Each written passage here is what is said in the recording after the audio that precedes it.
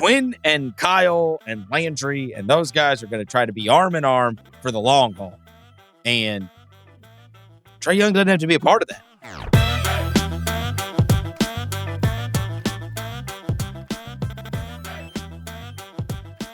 Let's get to Atlanta, Miami. You dropped an article today about Atlanta. Let me hear it. Yeah, so with Atlanta, on the Ringer, I wrote about how they have a lot at stake this week with the play-in. Mentioned some of the past reporting. Chris Haynes in December, just to refresh people's minds. Chris Haynes in December during the Trae Young, Nate McMillan riff reported how if the Hawks don't make inroads in the postseason this year, Trae Young could demand a trade this summer. Mentioned how in there, Shams Charania, Sam Amick reported that the players would side with McMillan over Trae Young. I believe Amick said that on Real Ones on the Ringer NBA show. How their owner, Tony Ressler, told The Athletic in March that nobody's off the table. That's on the front office to decide. So what I reported today was, more on that same note. The Hawks front office has the green light to do whatever they want this offseason. And this Hawks front office is led by, we know Landry Fields, hired as general manager after Travis Schlenk left. We know Kyle Korver is the assistant GM in that front office. But Quinn Snyder, their new head coach, I mentioned in the article today that throughout his negotiations to be hired as the coach, he also negotiated a lot of power in that front office. There are a lot of executives around the NBA who say he has the final say, that he is the guy in the front office. It's also been described as a collaborative effort, though, with Fields and Korver and all that. But it does seem like, regardless of how you spin it, Snyder has a ton of influence in that front office. So they get a green light from Ressler to do what they want, a new head coach, a new GM. We'll see how they build this out this year, because with Atlanta right now, they're a team that needs a lot of change, whether it involves Trae or not. Two important things here. One, new GMs always mean roster changeover. Yes, sir. It's not your roster. You are not. If it succeeds, the last guy built it. If it loses, the last guy built it. You know what I mean? And so you can, every time there doesn't mean the whole roster will turn over, but a majority will end up within a few years. That's typically what we see take place and then and this can be harmful sometimes, you become married to the moves you made and want to justify those moves. No such thing exists anymore. Travis Schlenk will always be the guy that traded Luka for Trae. And so he was going to make that look the best it can.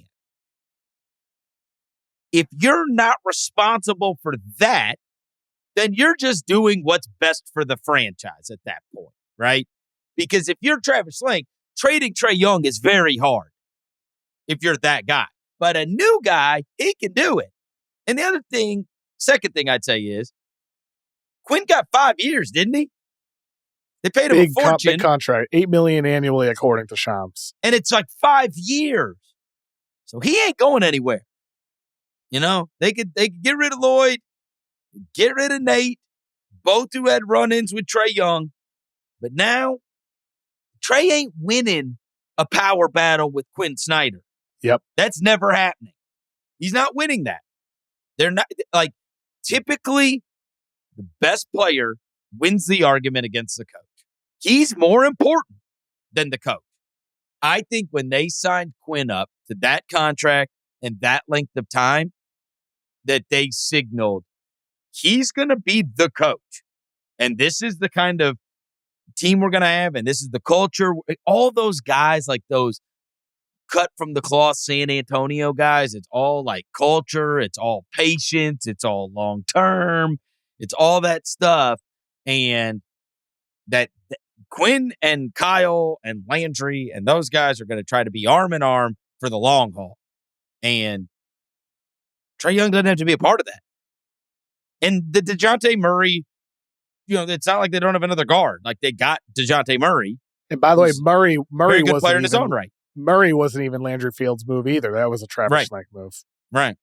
And they've got him Granted, he's part of that front office. He's been with the Hawks since 2020, but like that's a Schlenk move. That's right.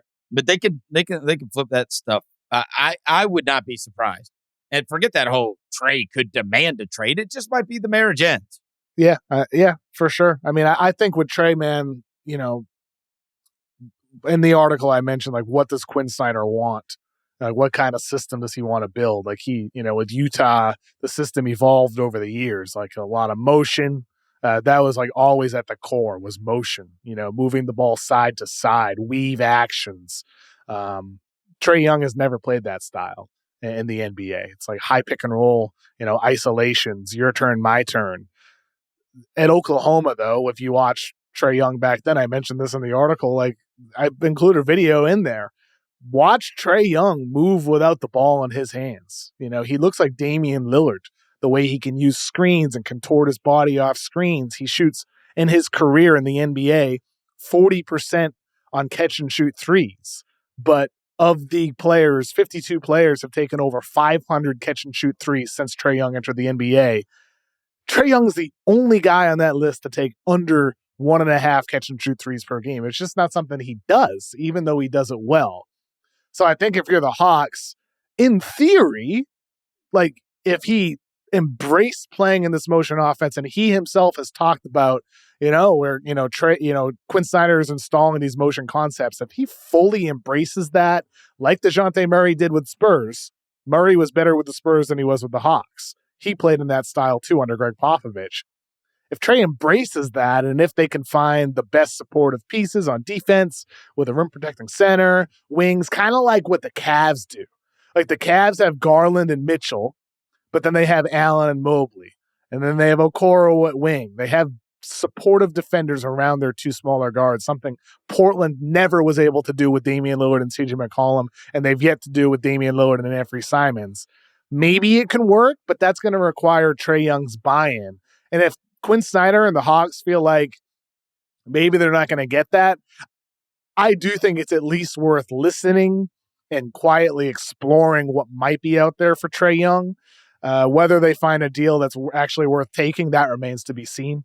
But I think it's worth listening at the least if Trae does not express like a full, passionate, you know, serious commitment to playing the style that Quinn Snyder wants to install. And I know everybody's super down on Trae Young, and I'm not the biggest fan, but you still have to be very careful. Yes, trading a talent like that. He is absolutely. The guy is a bucket. End of story. He's only 25 years old. He's under contract right now, long term. You got to be careful. You got to be very cautious with him because he's still an amazing talent. You can't sell cheap on Trae Young. No, but I do think, Chris, even despite that, though, I mean, it's not like he's untradeable. He's not a top 10 player, you know. No, and they're not that good.